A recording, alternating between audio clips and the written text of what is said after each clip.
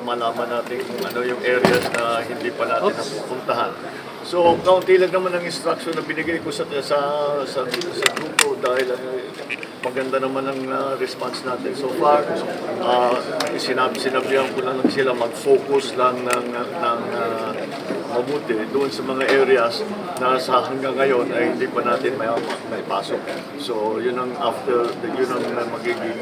magiging next na priority na gagawin ng DSWD, pati na siyempre Public Works, because kung yung mga daan na landslide, kailangan pagtulungan sila ng LGU para i-clear yung daan.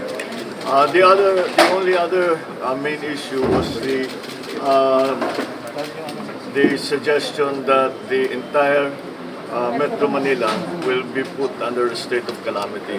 And this is because talaga hindi maganda ang flooding dito, ang nangyari dito sa Metro Manila. Especially in the traditional low-lying areas like Navotas, like in Malabon, these are all these places that mababa talaga sa dagat yan, kahit lagi nababaha. Nasira pa yung flood control natin dahil binangga ng barko. Kaya halos lahat ng bayan ay nakalubog sa tubig. So led by our DLD secretary, together with the Mayor Zamora, who is siyang namumuno ng buong Metro Manila Mayor, sila magpo-convince sila mamaya after this para makapag-decide kung talagang kailangan ba mag-state of calamity ang buong NCR. Sir, hindi kayo mag-declare ng state of calamity? No. We don't. Actually, usually, ang state of calamity is the LGU executive. Pag regional, it's because nagkasabay-sabay. Magiging calamity sa pagka 3 regions ang involved, then already the national has to come in. That's a national calamity already. Wala na kaming choice to pasok ng national. But it's up to the local communities to decide because they know best. They know best what they need.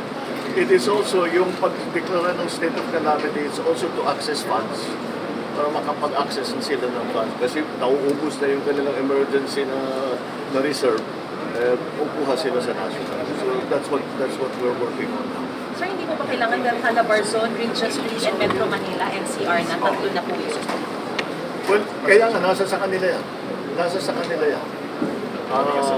It is up to them. That is very much a local prerogative. Sir, about the flood control project, kumusta po yung situation? I don't think we can really talk about that now. What we need to talk about is how to bring help to the people who are in trouble. Sir, you have